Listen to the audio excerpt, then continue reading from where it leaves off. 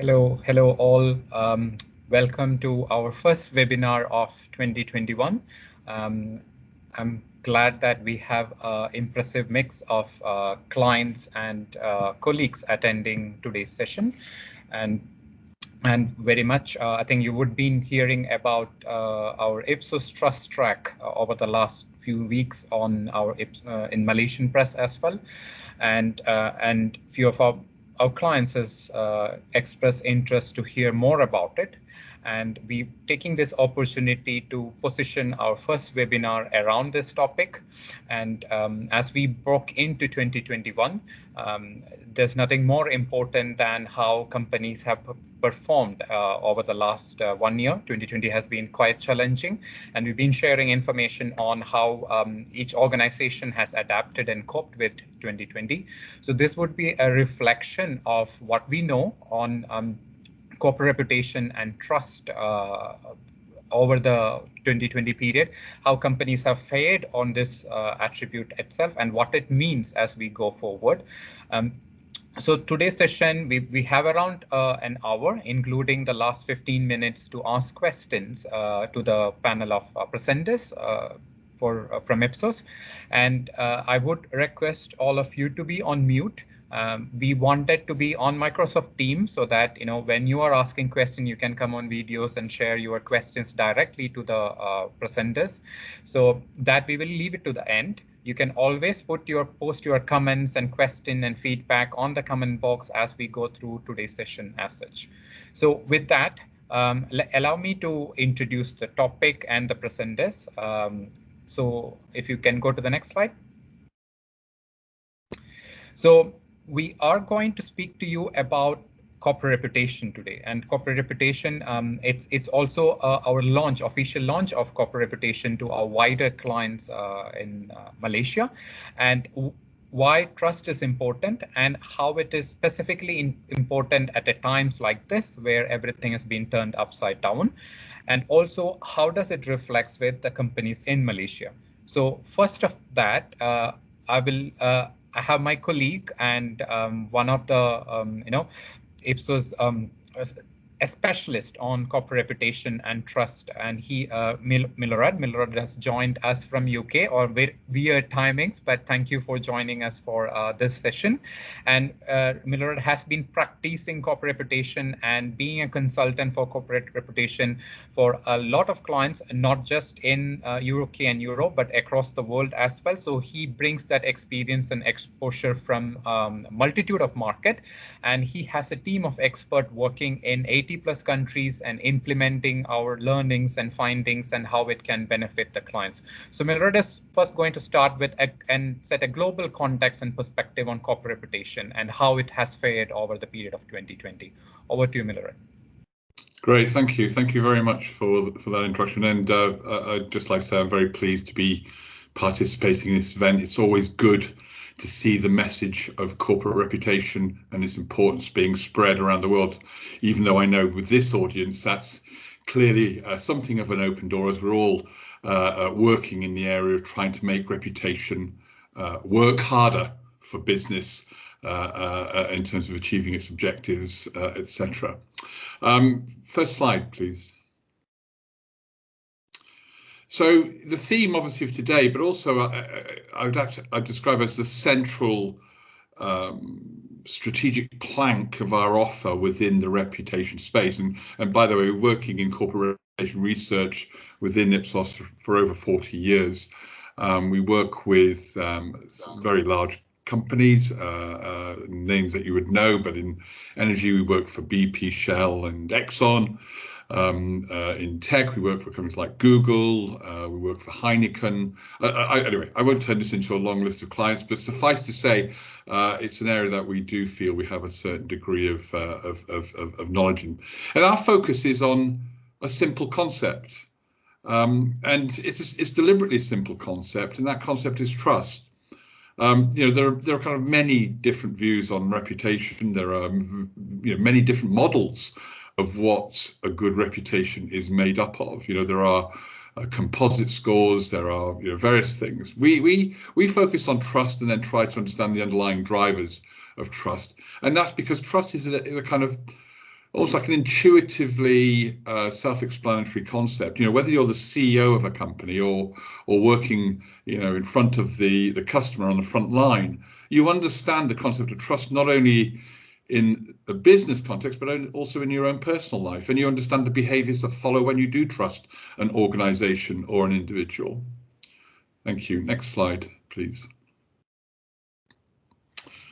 And from a corporate perspective, and I would imagine most of the people on this call will understand this very clearly, but I will just reinforce it anyway.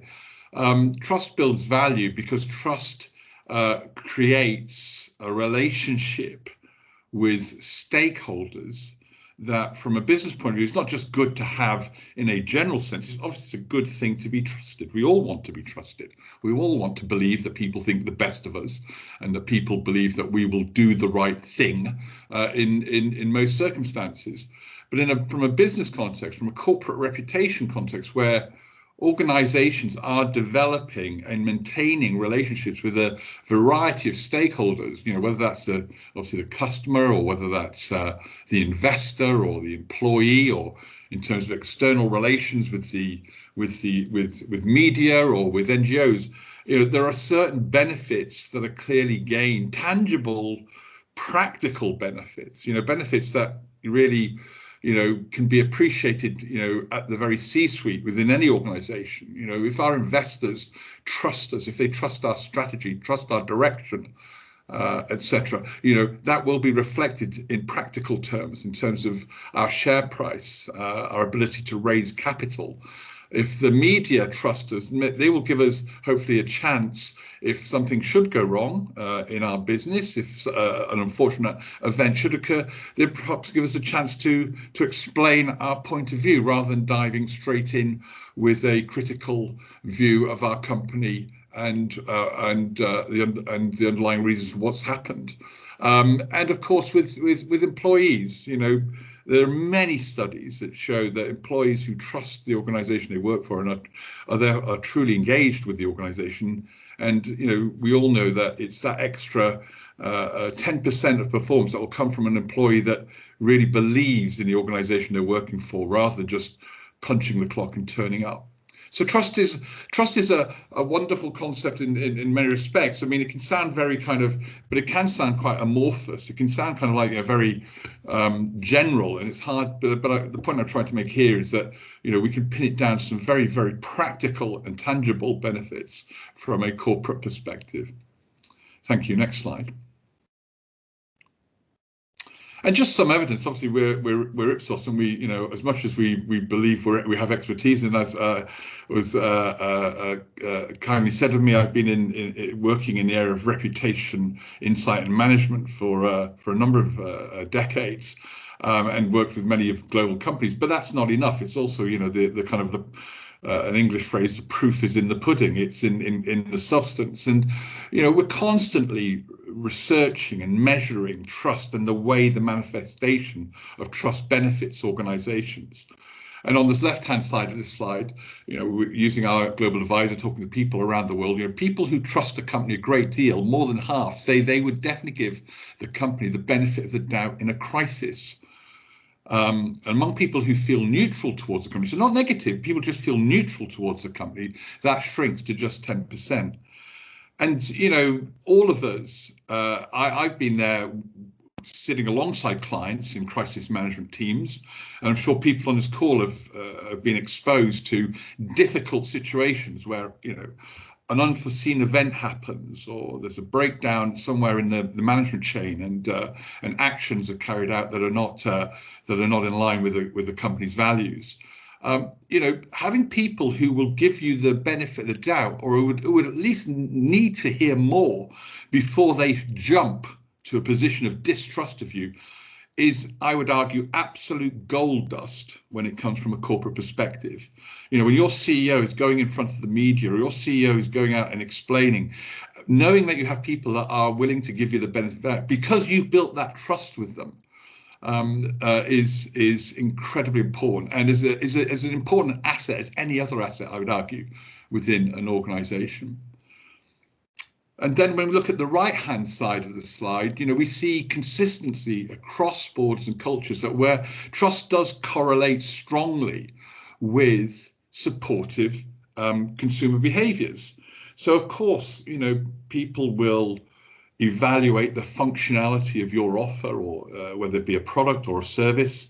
They will benchmark you against other suppliers or providers. They will look at concepts like value, etc. But when you put all of that together, you still find that where you are trusted, they are more likely to listen to what you have to say through your advertising. They're more likely to purchase your product and indeed pay a premium. So I think there's two sides to this trust coin, or this reputation coin. One is your ability to have a robust business that can deal with what I would call reputation turbulence. We live in a real world. Things will go wrong. We all know this, regardless of what our best efforts are. And it's important that you have that kind of bank of goodwill that you can draw upon. But also, if your corporate brand, if the company that is delivering the products or services stands for trust and delivers trust and is seen to be trusted, this will have a rub-off effect on your actual consumer brands. Thank you. Next slide. And then, we have various, we have a global syndicated study called Global Advisor that's going on all the time, where we're talking to consumers around the world, 20 plus markets, and we ask some questions obviously around trust, etc. And from a sector perspective, we can see that, last few years, trust has kind of held relatively steady in many areas. People quite often talk about, we live in a more cynical society. We see a decline of trust, etc. Some of that is a bit over-egged, in my view. Some of that is a bit overdone. There are certain sectors, of course, that in absolute terms are challenged from a reputation point of view. And we, as I mentioned, so, if you look at things like mining, oil and gas, for obvious or clear reasons that I'm sure we're all aware of, that is a sector that's under scrutiny on an ongoing basis. Traditionally, those areas have had a bit of a tough time. This, what this slide shows, though, is in absolute recent terms, technology has been taking a bit of a hit recently. And I think, again, when we think of the issues swirling around the tech sector and the leading tech brands, which, my goodness, not that long ago seemed to be, these kind of challenger brands, growing up, obviously initially growing up in the West Coast, but more clearly now growing in the Asia Pacific region and other areas. But these tech brands have now matured, they've grown, and they're now corporates. So they haven't got that kind of slightly preppy, slightly naive kind of, it's all about what we do and there's nothing else to think about. They're now being judged and evaluated across a broad spectrum of behaviors. And clearly there are issues in the tech sector around privacy, monopolistic behavior in certain countries. To what degree do tech companies pay an appropriate amount of tax? Our kind of platforms, tech platforms, are they just merely holders of information, or are they publishers and liable to liability laws, libel laws, etc.? So the tech sector has been taking a bit of a hit recently. Next slide, please. And then if we look at it, kind of flip it a different way and look at trust across regions, there has been a bit of a decline. You see it in the Asia Pac and America, North America region. Now, I kind of feel part of that is driven, around a whole series of issues around inverted commas tech battles almost. We're seeing a kind of a lot of back and forward negativity around tech and tech players in these parts of the world. I think the whole issue of future growth and the brands that will dominate has put tech very much in the eyes of the media, particularly when it comes to these almost kind of tectonic plates, if I can use a play of the word, in terms of the shifting of the sector globally. Next slide, please. I think I'm down to my last 4 minutes, so I'm going to try and skip along. So looking at the coronavirus, COVID-19, and looking at companies, we asked people about how they sensed different companies and different sectors were handling the coronavirus in terms of what they were doing. And to be honest, it's a relatively a limited view. From the point of view of the corporate sector, people, no one is standing out, no sector is standing out, and no individual companies are standing out as to being ahead of the pack in terms of their involvement and the handling of COVID. That, of course, does beg the question: what would one expect companies to do in terms of COVID-19? And that agenda perhaps hasn't been set, and we have some evidence that that agenda hasn't been set on either side, whether in the minds of the general public or in minds of the corporate sector. Next slide, please. But interestingly, when we ask people, in terms of within this context, who do I trust brands and companies to be more accurate source of information than my government? I think there's a very interesting play out here. At the very least, there's a significant number of people who strongly agree and somewhat agree in saying they trust brands and companies more than they do the government. That does seem to tail away as we move into more kind of developed economies in some cases, but I think it's food for thought. I think it's almost like a kind of a mantle of responsibility in many respects to the corporate sector. And I think obviously we have seen with events in the US in the last few years, and the political landscape has changed. And I think we have seen some degree of decline in trust in the political system per se. And I think when people can't trust governments, or they feel less likely to trust governments, they're looking for other large institutions. And of course, the corporate sector is such a thing. Next slide, please. So finally, we're very fortunate. We have constituted a body called the Reputation Council. That's the Ipsos Reputation Council. That's been running for over 10 years. One aspect of the council is that we talk to council members every year and ask them about their views on the things that are on the horizon. There are only two qualifications to being a council member. One is that you have to be a senior person within corporate affairs or corporate communications. So that's, although we're Ipsos and we're researchers, this council is not consisting of insight people, it's consisting of SVPs, EVPs, heads of corporate communications, corporate affairs. And the other qualification is in large companies. So we're generally interested in companies that have that scale and size. And that's no disrespect to SMEs, it's just where the council sits. But we asked council members in one of our quick fire surveys a number of questions around COVID. Next slide, please.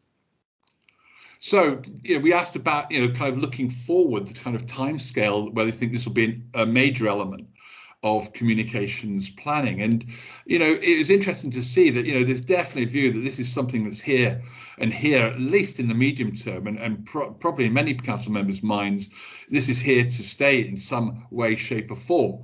Now, you could see that as being a pessimistic view of the degree to which the pandemic will be part of our lives.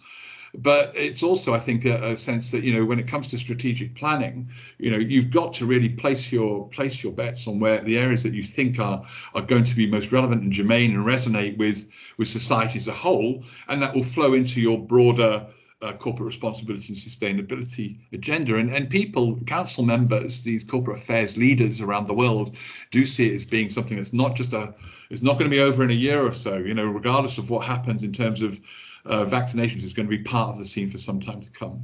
Thank you. Next slide.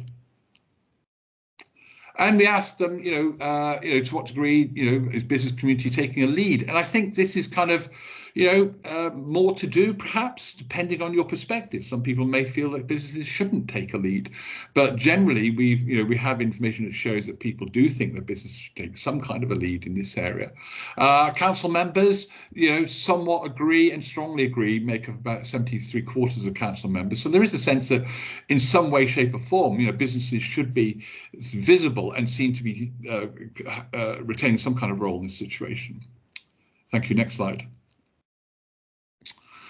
And we asked people, has your business made a fundamental change? Re-engineered itself in some ways, production process, directly supported a government initiative to contribute to tackling COVID.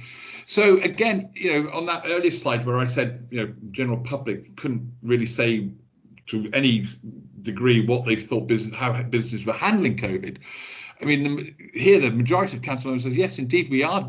This has impacted us, and we have made fundamental changes. And I would argue that kind of there is a communications challenge here for the corporate sector to communicate to people, what they're doing within this role. And of course, the press, unfortunately, will in many cases gravitate to the negative and focus on things like companies seeking, public money or government support whilst paying dividends, still paying dividends to shareholders, or while still paying very high executive bonuses and going to the public purse and saying we need money to tide us over. So it's important that that's counted, I think, from business, and there are stories and messages around the positive things that businesses are doing. Next slide, please.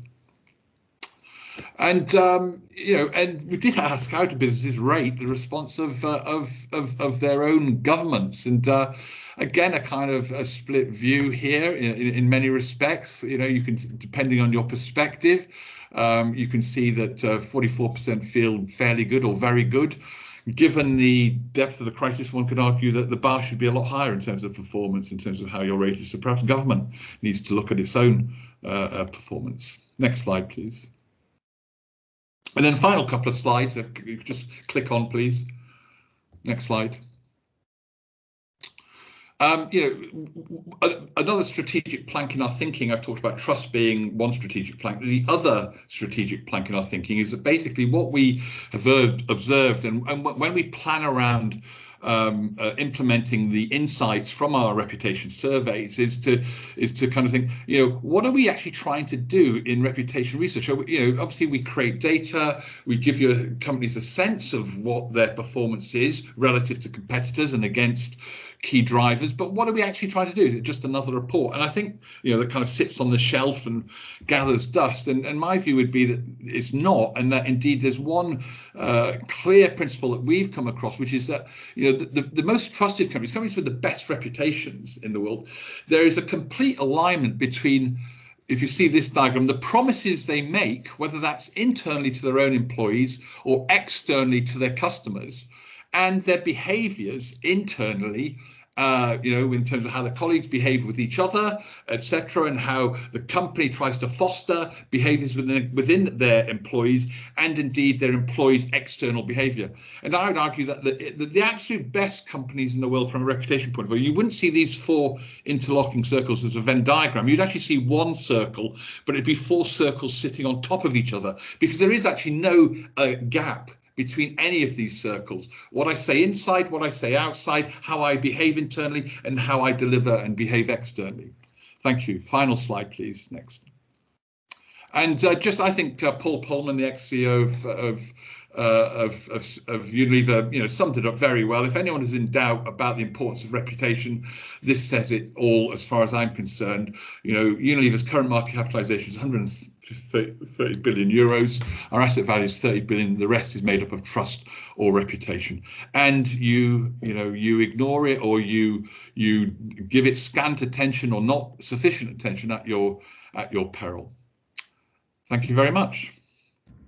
Thank you, Milorad. So it's a very simple concept, but it's a very simple concept, but it has such a wider implication across different stakeholders and also in terms of your communication, your market share, your share price value, wider impact, but very quite easy to measure and manage if we do it constructively. So over to the next topic. So we have Lars. Few of you are familiar with Lars. You have worked with Lars in different capacity. So we have measured trust for organizations in Malaysia, around 100 plus over the period of 2020. How do we fare in Malaysia when it comes to trust? And is there something that we can learn and improve as we go forward to 2021? Over to you, Lars.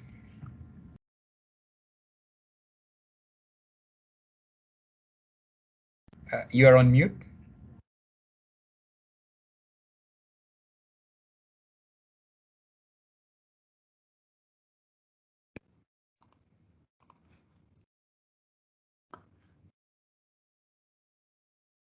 Okay. Yeah. Okay. Can you hear me now?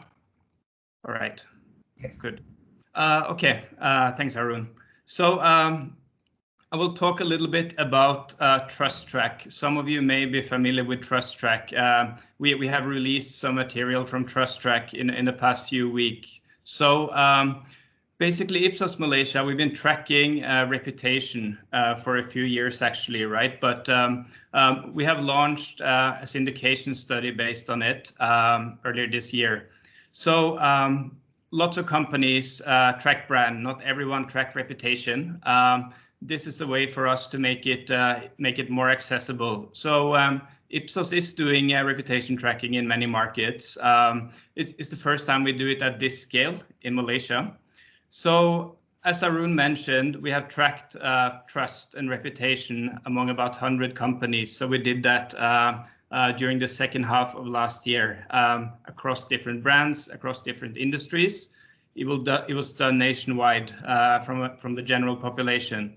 So we used quite a simple approach for this. We decided to cover broadly a few key topics that goes into our reputation measurement framework. We cover broadly so we be able to come up with something that's applicable across different brands, across different industries. Nothing that's too specific, but something that applies across all. So we will go through some of the key findings from our Trust Track.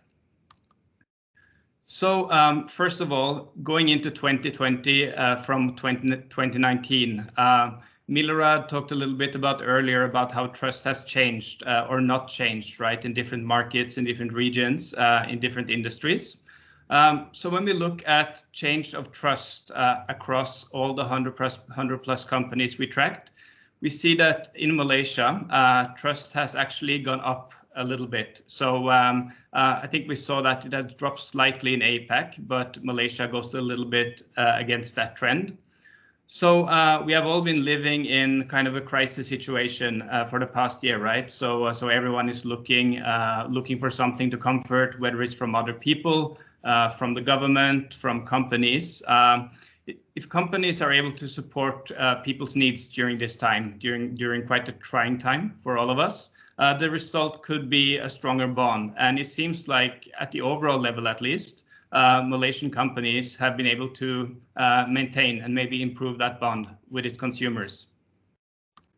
So when we look at this by the different sectors, by the different industries, right, we highlighted a few key ones here. So in Malaysia, we see some key differences between industries and sectors. For example, if we look at government regulators and GLCs, trust has increased quite a lot from 2019 to 2020. So we all know that regulators, GLCs, many have played quite a key role in the pandemic relief effort, which obviously reflect well on them. We will talk about a few of the examples a bit later. When it comes to the financial industry, obviously the pandemic has changed how people engage with their banks, their insurance companies, things that used to be done face-to-face with agents and so on, now to happen in a different way. But it hasn't really impacted much on trust as a whole. For telecom and media, I think how we engage with telecom companies, with media, has changed a lot as well. We've been staying a lot at home. We have been relying on connectivity. We have maybe consumed more media than usual. So for telecom, relying on that connectivity, during the day when we're at home, we're working from home, we're staying at home in the evening, we don't go out somewhere. We need to be connected all the time. And if there's any issue with connectivity and so on, it may have a larger impact than what it usually does. As for media, we probably all consumed a lot more media, a lot more news and so on during the last year. We've probably been more sensitive to news as well because it's been kind of a difficult situation.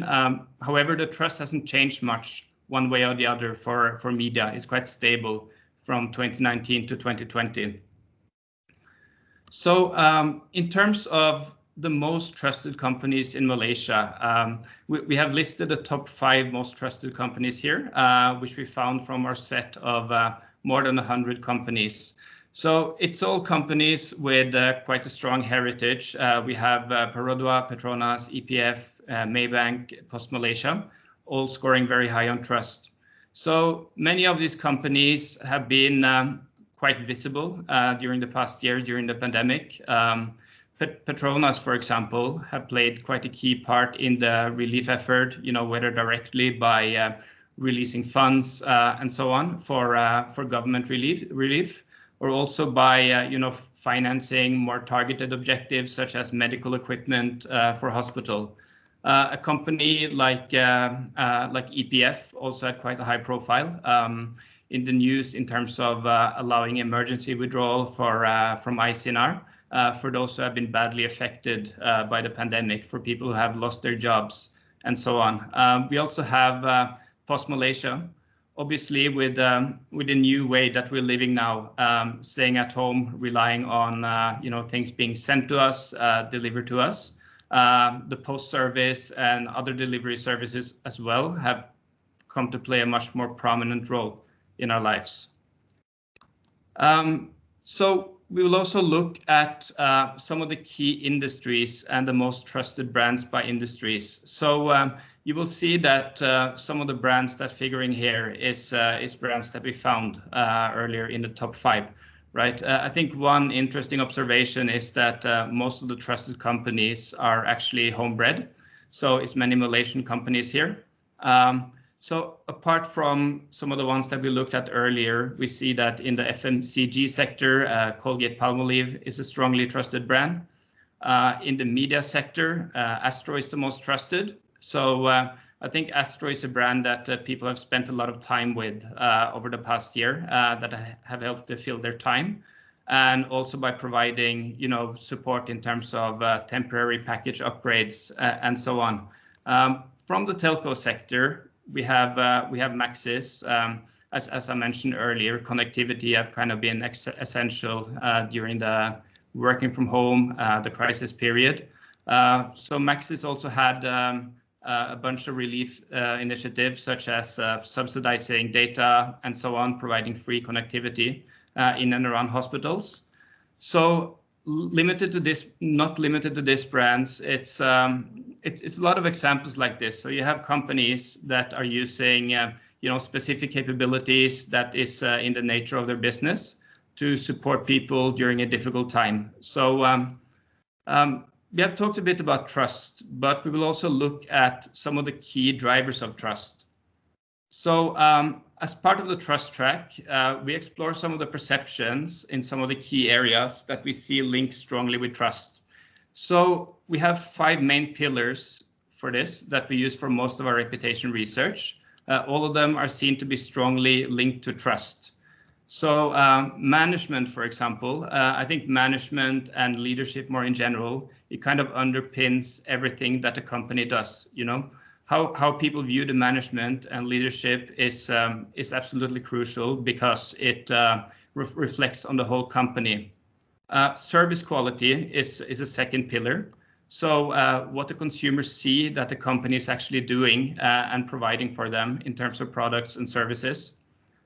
We have brand, how the company portrays itself more broadly. So this is some of the higher level imagery that is associated with any company.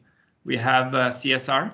How does a company contribute to the society in a more broader sense? Whether it's in community support, whether it's green issues or these kind of things. And we also have employer. So many of the companies that we track, right, they employ a lot of people. They are potential employers for even more. So definitely the image as an employer, it definitely makes a difference as well. So we have some specific perceptions that are derived from each of these areas, right, that you can see. So as part of our tracking, we looked at some of the more important perceptions in terms of driving trust.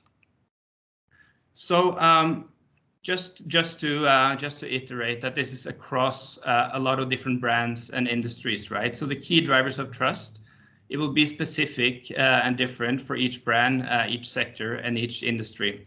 But one thing that come out across all is having open and honest communication.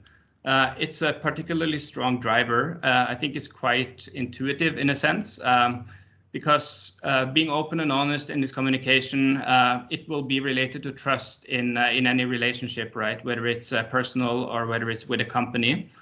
And if people perceive that a company is not, communicating honestly, it also have a big downside in terms of trust.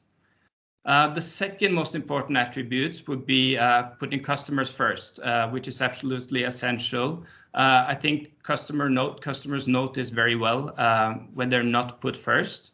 I remember early in the pandemic, there were some examples, not in Malaysia, but from some other markets in Europe, where you had companies that kind of reacted early to an expected supply crunch from their supply chain, and they responded by hiking up prices, and they had a massive backlash online. So it's kind of a key example of not putting customers first, and it can have a big impact.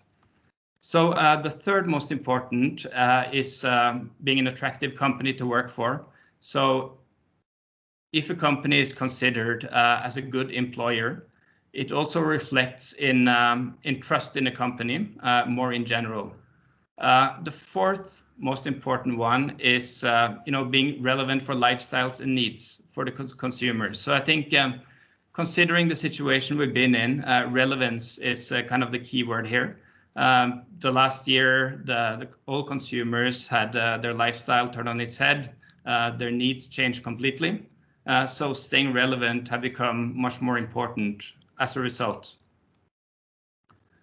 Right, so next we will have a look at how all these perceptions link together to build trust, right? So all these different perceptions, they play some part in that, but they play different parts. So you can see all the perceptions that we measured scattered across the slide here. So what we do here is we use a technique called IBN, that's short for Ipsos Bayesnet. It shows how consumers, in consumers' minds, perception impacts trust, and also how the perceptions impact each other. So we call it kind of the mental map of trust. So you can think of this as, kind of a mental map of a consumer and how the different perceptions link together. So again, we're looking at this across a lot of different brands and industries. So it may be different, depending on which industry or which individual brand that we look at. So we saw earlier that open and honest communication is a very strong driver of trust. So it has a very close and immediate impact on trust, right? And we will also look at some of the perceptions that drives, the open and honest communication. What causes people to think that a company is open in its communication?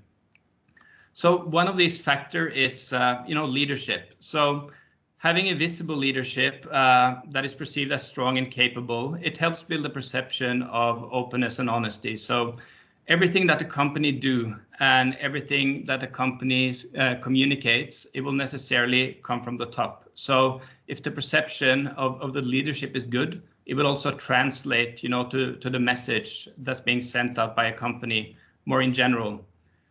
So another one would be financial performance. So having a strong financial performance, it kind of lends credibility to anything the company does, including its communication. So when you see a company that has a solid foundation, is performing well, it makes everything they communicate more believable. And also, delivering on its promises. When a company make a promise, right, they have to follow through on it. If consumers see that they're actually delivering on their promises over time, it has a kind of a reinforcing effect. So if they deliver on their promises again and again, then it will gradually build into a sustainable credibility that sticks around. So we also saw how putting customers first is also a very important driver of trust. So you can see it here as a kind of a central cog in the ecosystem that delivers trust. It interlinks with a lot of other perceptions. It also links with strong financial performance. So for a company that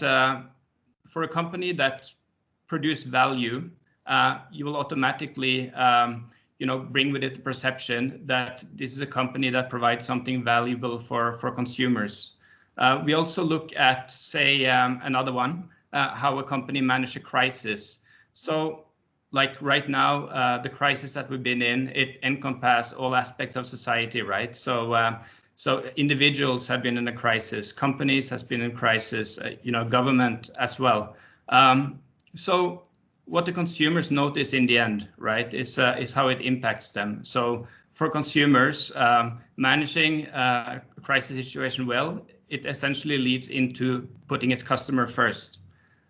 And also when it comes to perception as an employer, so how people view a company as an employer also reflects on how they treat their customers and how they cater to their customers. So it's a famous quote by Richard Branson. I'm sure you heard. So I'm going to paraphrase it that employees comes first and customers come second, because if I take care of my employees, then we'll take care of our customers. And I think this is very reflective here, right?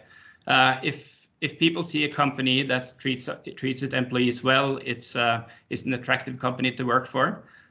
They will automatically think that this is also a company that put high priority on their customers and cater to the customers well. So if you look at the color coding here on the right hand side, you will see that we have management, we have service and product quality. It features very prominent, in the network that drives trust. So I think we can say that for Malaysia, across all different industries, the management, and the service quality factors are the most immediate and the strongest drivers of trust. It doesn't mean that other factors doesn't matter. So we have other factors such as CSR, for example. It also plays a part in building trust. It's just slightly less important and less immediate than management and service quality and so on. Okay, so before we get to the end, we'll have a look at some of the top drivers of trust, the things that impact trust the most that we looked at before, the companies that perform high on these different factors, right? So we saw that having open and honest communication, it's really the strongest driver of trust. Maybank and Post Malaysia scored highest in our survey on this specific attributes. So both of these brands are also, among the most 5 trusted brands, as we saw, which is not a coincidence. We have, when it comes to putting customers first, McDonald's scored the highest. I think McDonald's as a brand it is famous for its customer centricity. They have pioneered a lot of initiatives that cater to customers, such as self-service and so on. We also have had an example in Malaysia, I think from last year, where they had a vote for rebranding several of its outlets as the local McD. So it's kind of it's a very symbolic gesture, I would say, of putting customers first.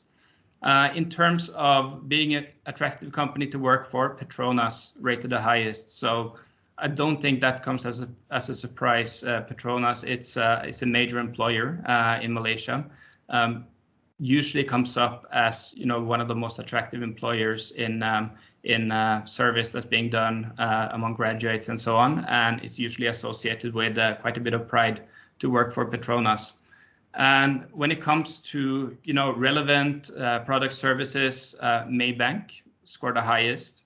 Obviously, Maybank will also always be relevant as the biggest bank brand in Malaysia. But considering the circumstances in the past year, I think Maybank was also the first to introduce, for example, contactless payment in the form of QR Pay. So when that was launched, we may not have known how relevant it would be, for the coming year. I think while COVID is going on, many people have explored contactless payment, as a way to protect against COVID. But I think that really reflects on some of the things that makes people feel Maybank is very relevant. So the most trusted brands that we have looked at, they all each occupy some very key areas, right, which are crucial for how they are viewed by the public. Very relevant now, of course, because of the crisis. But this trust, these perceptions, and everything, it's something that's built up over a long time, and that's certainly something that the brands we have looked at, something that they have done over years and over decades. So just to summarize in the end, before we move on to questions. So we know that a lot of things have changed in 2020, right? And companies and people have to adapt to a new climate, which has been uncertain in many ways. Everyone has kind of been walking on eggshells. Trust is something that's very good to bring into a crisis. In this sense, it's kind of a deposit that lends credibility to everything the company do, right? But it's also something that can be built during the crisis by doing the right thing. So we see that there's a few key factors that we talked about that have a high impact on the perception of trust in a Malaysian context. How people feel that company communicates, how they see that they're doing something for their customers. So I think also during a crisis situation, everyone is kind of on their toes. They become more aware to all kinds of signals from different directions.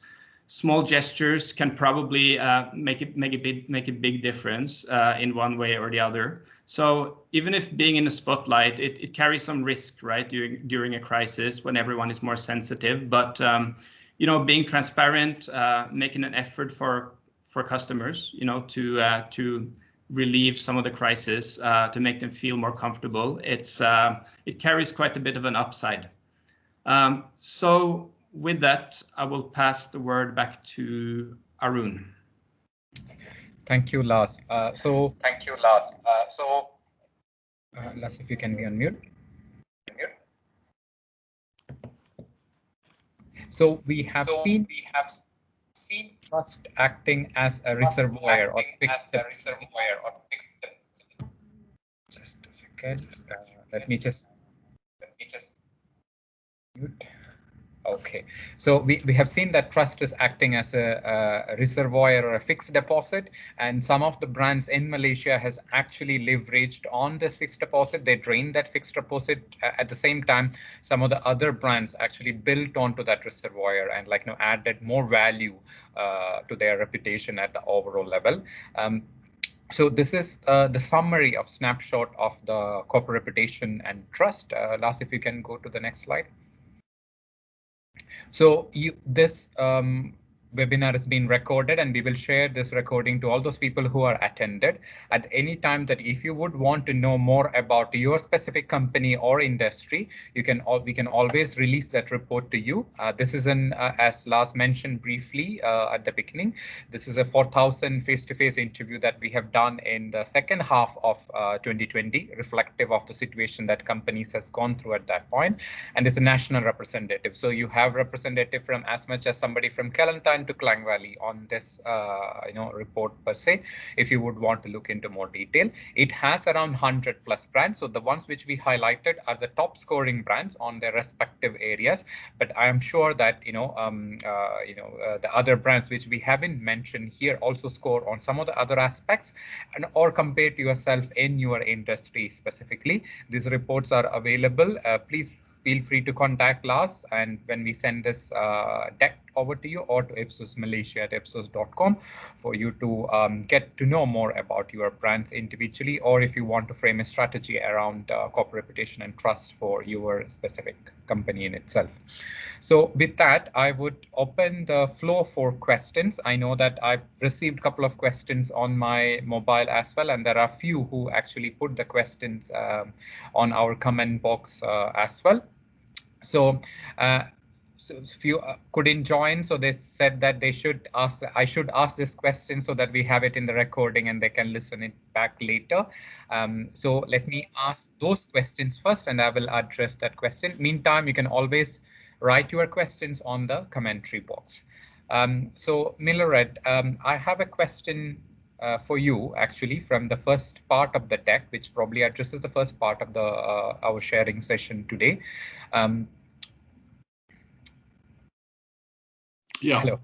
So we have seen how trust has been shaped, or how companies has been leveraged on corporate reputation and trust during the era of pandemic, where a lot of general public and stakeholder expect companies to contribute more. Now that vaccines are coming and things are getting normal, do we have any early indication of how it will shape in 2021?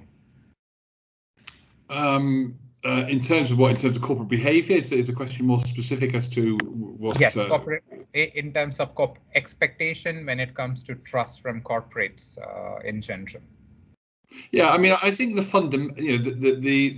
terrible situation with COVID-19, although it brings into sharp scrutiny the behaviour of companies, as I said at the beginning, it's very easy to fall on the wrong side of corporate behaviour with COVID-19, i.e. the examples I gave were around companies that are seeking public funds whilst at the same time paying high dividends or paying high bonuses, etc.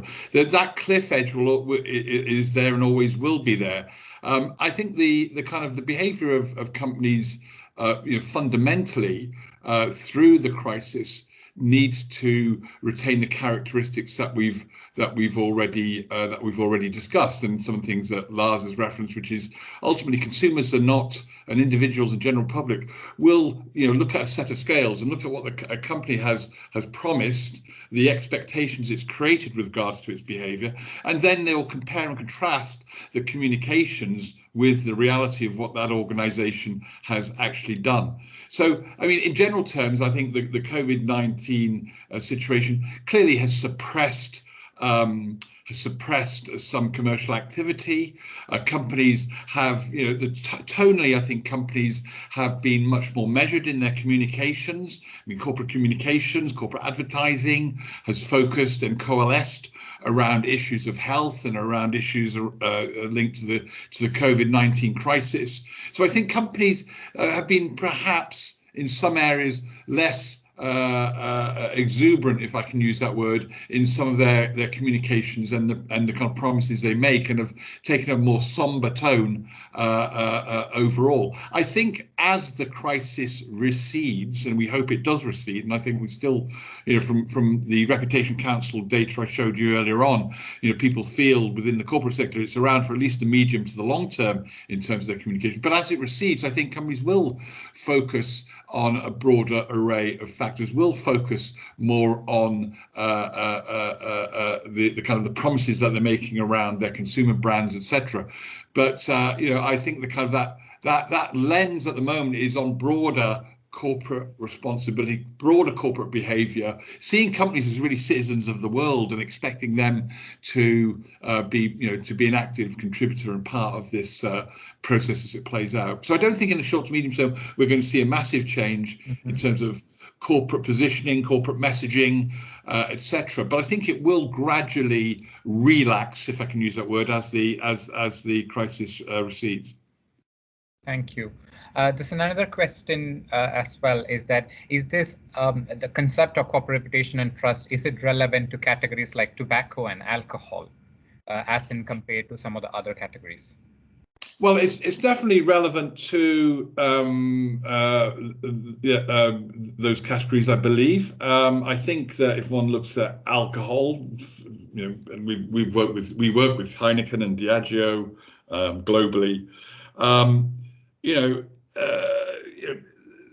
The equity that exists within consumer-facing brands, part of the equity that exists within a consumer-facing brand increasingly can be traced back to the behavior of the company that's delivering that brand. So in other words, if I can create an association between your company, the way it delivers that product, whether it delivers that product responsibly, etc., then I can appreciate that, and I will actually associate it with the brand itself. And even when it's Diageo, which obviously from a brand architecture point of view, Diageo is distinct from its consumer-facing brands, but in this connected digital world we live in, people can identify associations, etc. There is a definite rub-off, and we've got data that shows that equity can flow from the corporate brand down into the consumer brands, and actually it can flow the other way. I think in terms of tobacco, I think there's a broad, obviously, tobacco has been under very negative scrutiny for a number of years, and it creates on the spectrum, if I can put it the way, of kind of societal judgment and consumer scrutiny. It's right on the outer edges of that scale. Having said that, I think the landscape is evolving and changing as we see substitute products for tobacco, as we see tobacco cessation products or substitutes. I think there is potentially a space for companies, and I know most of the major players are investing in alternative products within this space that will give the consumer the nicotine hit or whatever else, but will remove many of the negative connotations of burning tobacco, as it were. So there is a debate to be had there. I think within tobacco, as within any other organisation, you've got to look at your stakeholder universe within each of these categories, and you've got to really apply, in some respects, a normal distribution curve, which is within any universe there are going to be people that are kind of zealotly opposed to you, and it will be almost impossible to create a constructive dialogue with them. But there may well be people with it further along within the hump of the normal distribution curve, or who are open to some form of dialogue and discussion. So it's about being, I would argue, within tobacco more than any other sector, is about being highly targeted, knowing who your stakeholders are. And I'm not just talking about general public, I'm talking about the media that matters, the government, the and finding individuals, where you can have some kind of a meaningful dialogue, and not in a way, kind of expending a lot of time, energy and money on people that, come what may, regardless of what you say, they're going to not want to engage. Thank you, Milorad. I think the next question is for you, Lars. I think it is on the comment box. It's from Flo. Does the IBN indicate the strength or a degree of relationship impact to trust? Lars, that's for you. So you might have to unmute. You're on mute, Lars.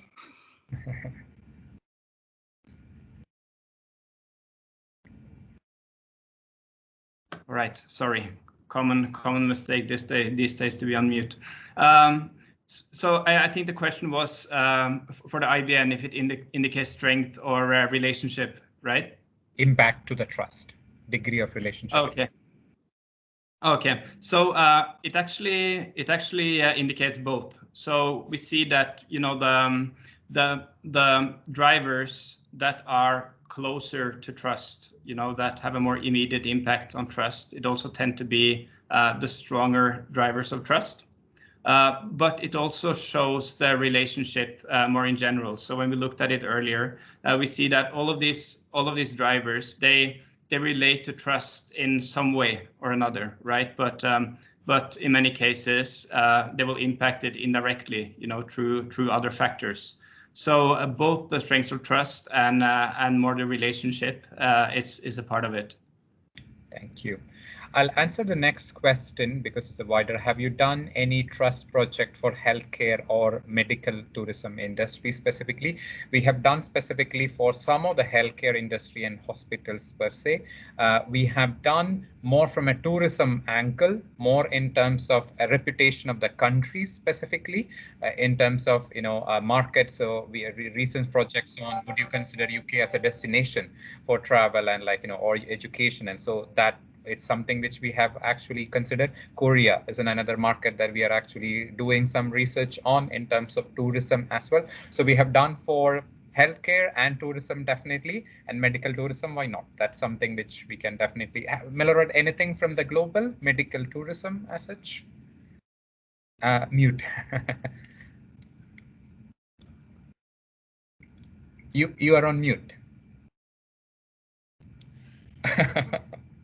Yeah. Sorry, apologies. Yeah, so we have something called Nation Brand Index, which is a global a survey that we carry out, and it looks at various dimensions if you like, country equity, if I can put it that way.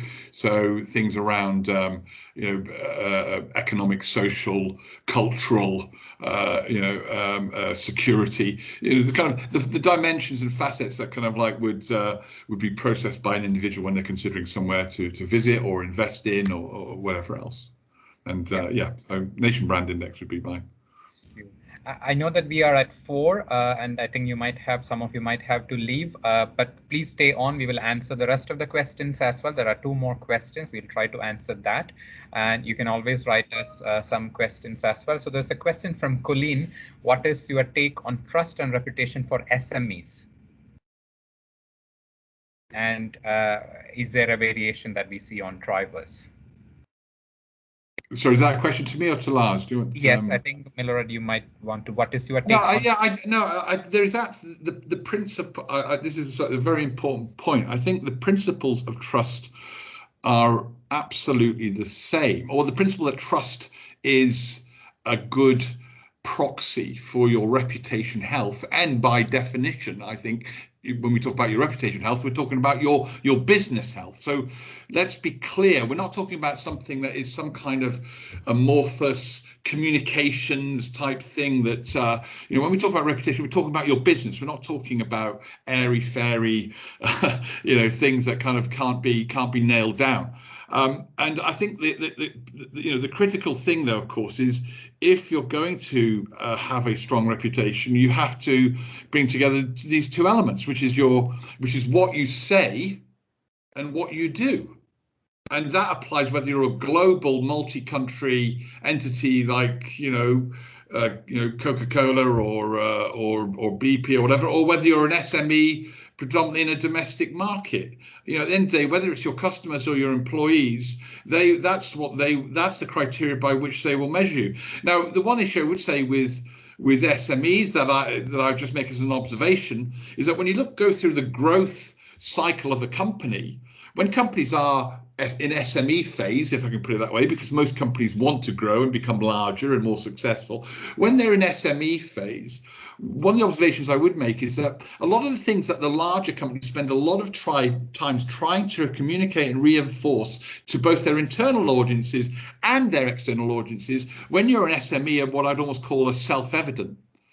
Because when you're an SME, you may be working on one site, one location, relatively small team, or a smaller numbers, definitely compared to global. So there are no needs for there's no need for a communications infrastructure and layers of communication and all the rest of it that comes as you get bigger, more people, more sites domestically, or indeed more sites around the world. So you kind of, a small business is successful because it's come up with a good idea generally, it's doing something very well. People within that organization have bought into it. They may well have a stake in that business when it's small or medium.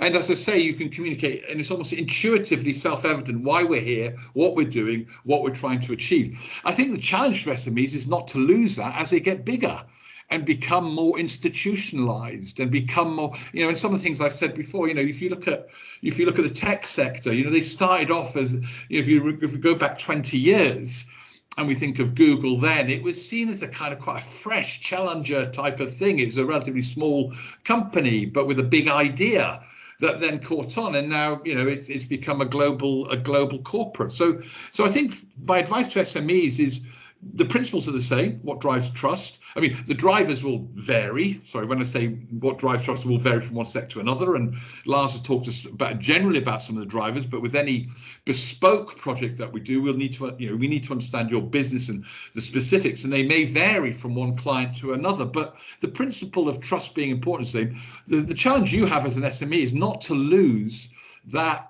Almost the stuff that's in your DNA and visible and evident to everyone naturally doesn't become lost as you become, or confused as you become bigger and bigger. Thank you. And the last question that we have is that do you think that COVID actually prioritized corporate reputation measurement in itself, or is that year of tipping point for corporate reputation measurement as such because of COVID?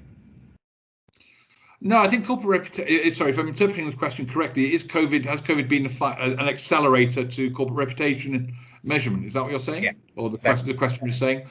No, I mean, you know, as I say, we've been working in corporate reputation for about 40 years. And if I look around the world, you know, the science of corporate reputation, if I can put it that way, its progress is at different levels of development wherever I look around the world. So a number of simple observations I would make is, one, when we talk about corporate reputation, it's very important as a global entity.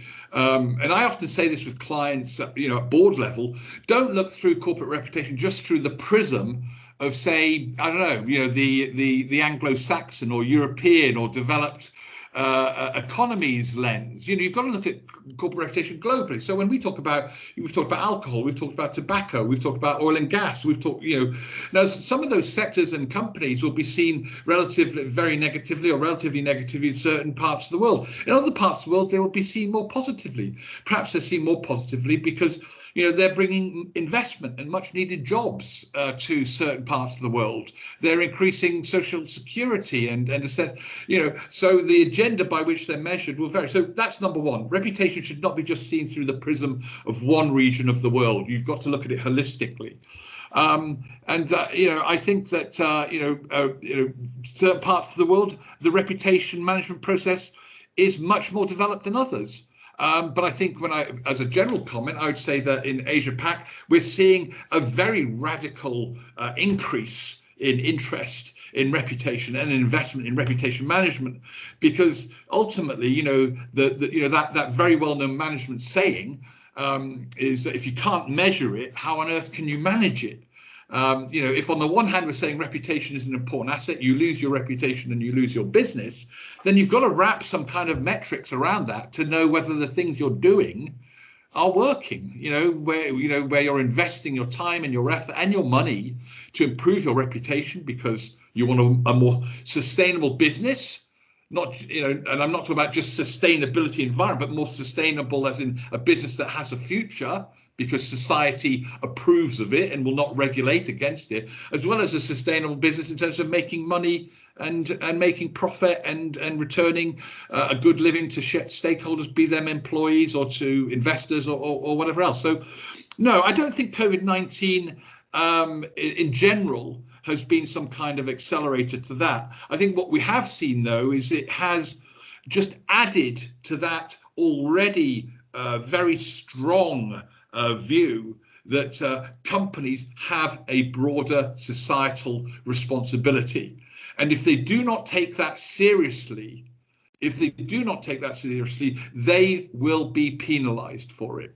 If they do take it seriously, and if they do demonstrate they take it seriously, they will be rewarded for it. Thank you, Milorad. That was the last of the question, and I know that it's already 4:10, and I see that most of you stayed back to listen to all the questions as well. I really appreciate that. This full recording is available, and we will send it across to you with the full deck. We have categories like, you know, FMCGs and some of the other categories like insurance and financial product, everything covered in the full deck itself. So if at any point, if you would want to know more about your, you know, industry or if your brand specifically, and feel free to reach out to. There is a lot of content which we already published, as Milorad was saying, that our Reputation Council report has been published every alternate year, if I understand. And no, every